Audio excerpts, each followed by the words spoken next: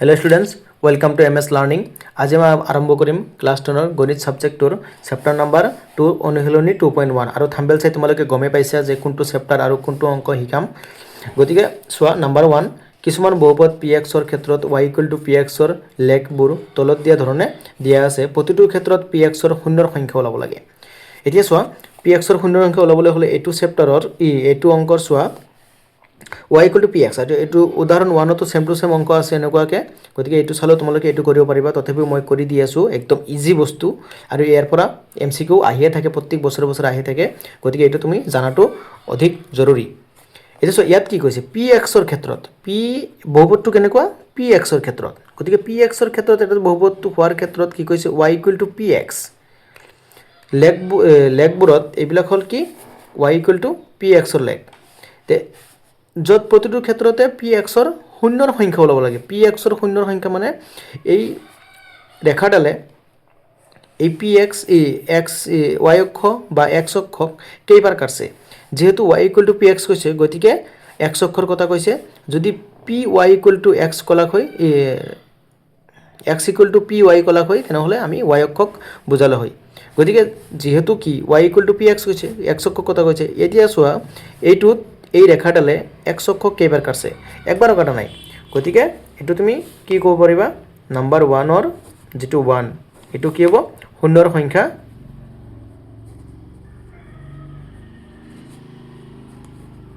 কি হ'ব 0 হ'ব, এটো শূন্যৰ সংখ্যা হ'ব 0।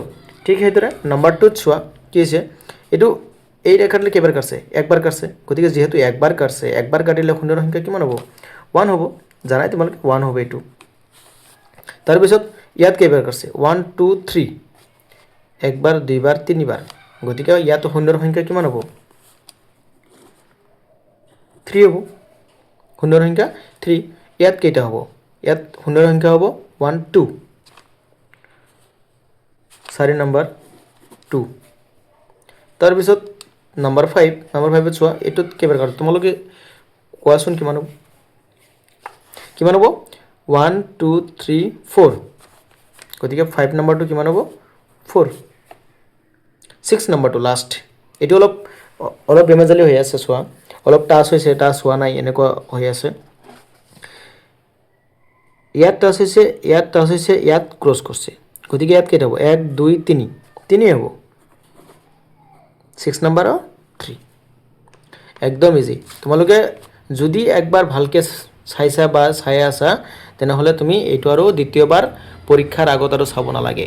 এইটো জাস্ট বেসিক হিচাপে তুমি মনত ৰাখিবা যে আমি কেনেকৈ কৰিব লাগে। এইটো বস্তু সদায় মনত ৰাখিবা, এইটো বা কোনটো অক্ষৰ কথা কৈছে বা কোনটো ইকুৱেশ্যনৰ কথা কৈছে এইটো তুমি ভালকে বুজি ল'বা। ইয়াত বহুপদ কোনটোৰ কথা কৈছে এইটো বুজি ল'বা, বুজি লৈ কিনে কৰিবা। কেতিয়াবা তুমি পৰীক্ষাত যদি ইয়াত y থাকে তেনেহলে পৰীক্ষাত যদি তুমি এনেকৈ x অক্ষত কিমান বাৰ কাটছে এইটো যদি লিখি দিয়া তেনেহলে কিন্তু অংকটো ডাইৰেক্ট ভুল হৈ যাব।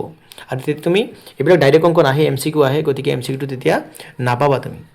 ঠিক আছে, গতিকে নিশ্চয় বুজি পাইছা। যদি বুজি পোৱা নাই তোমালোকে কি কৰিবা কমেন্ট বক্সত জনাবা যে এইটো বুজি পোৱা নাই এইটো বুজি পোৱা নাই তোমাৰ আৰু বেলেগ চেপ্টাৰৰ বা কিবা কিবি যদি প্ৰবলেম থাকে তোমাৰ তেনেহলে মোৰ লগত শেয়াৰ কৰিবা, মই সেইটো প্ৰবলেম তোমালোকক সলভ কৰি দিবলৈ ট্ৰাই কৰিম।